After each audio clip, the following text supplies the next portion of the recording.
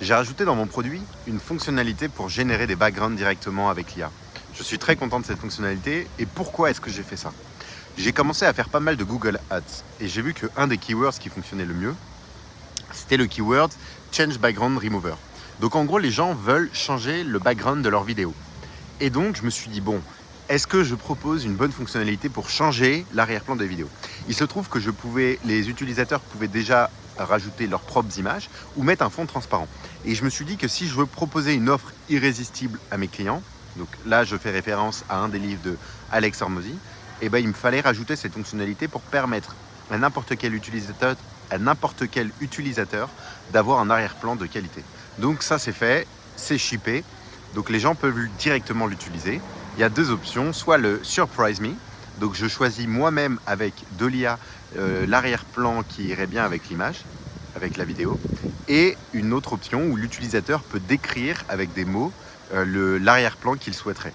Donc ça permettrait d'avoir un peu plus de flexibilité dans l'outil.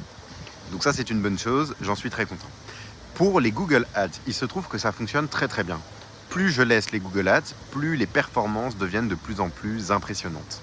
Il se trouve que j'ai un click-to rate de quasi 20 à 30% sur le Change Background Remover.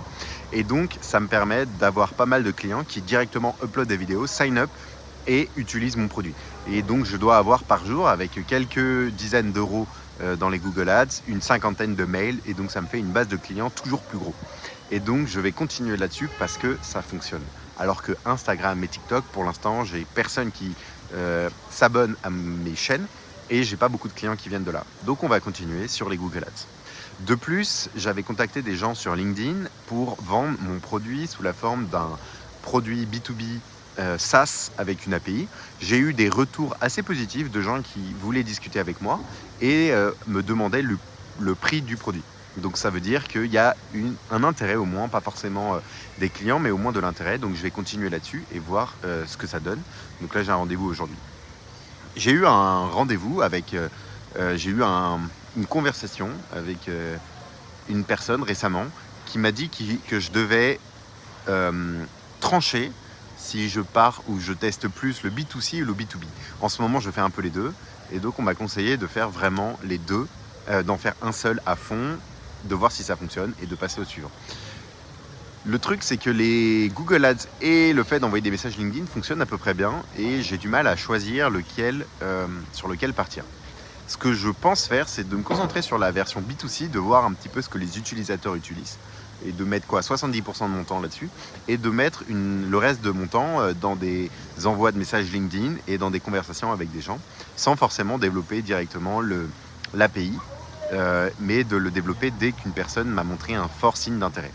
Donc j'en suis un petit peu à là, donc je tranche un tout petit peu en disant un peu plus B2C que B2B, simplement parce que en captant les utilisateurs qui utilisent Google, je peux avoir un ordre de grandeur de toutes les vidéos qui sont uploadées et de savoir comment les gens utilisent mon produit, ce qui est une bonne chose.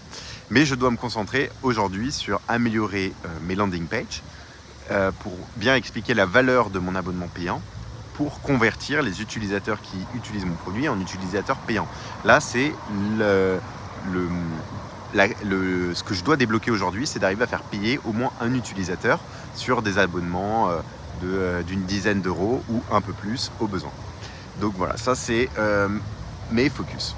Il se trouve que lorsque j'ai contacté un utilisateur, quand j'ai contacté un potentiel client sur LinkedIn, il n'avait pas forcément besoin du fait d'enlever les arrière-plans, mais il m'a proposé un autre projet, de l'aider à annoter des slides automatiquement avec de l'IA. J'ai, pendant 1 ou 2 journées, essayé de voir si c'était possible, et il se trouve que j'ai le début d'une solution, d'un MVP, mais c'est peut-être un défocus sur mon projet.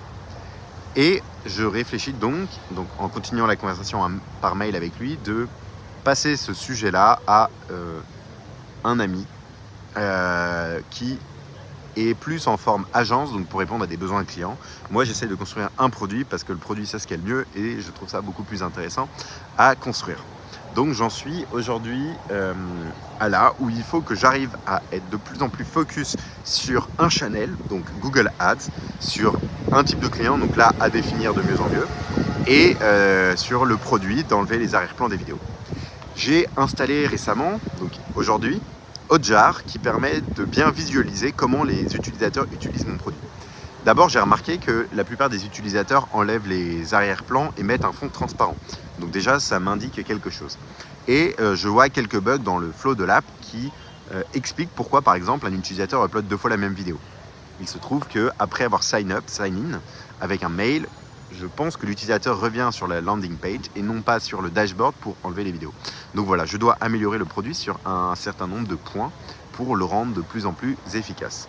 Donc je suis assez content parce que j'ai l'impression d'avoir débloqué une phase où j'arrive à avoir pas mal d'utilisateurs dans mon produit. Avec des Google Ads, ça me coûte un petit peu mais pas trop, c'est assez raisonnable. Donc à considérer de faire un peu plus de SEO pour avoir plus de trafic en version gratuite. Mais voilà, donc les étapes, le projet avance, je dois être encore plus focus sur le projet et mettre un peu plus d'analytics, mettre un peu plus de compréhension des utilisateurs qui viennent sur ma plateforme, et ça me permettrait de mieux comprendre les besoins du client, d'arriver à les faire payer et de commencer à avoir un SaaS qui fonctionne.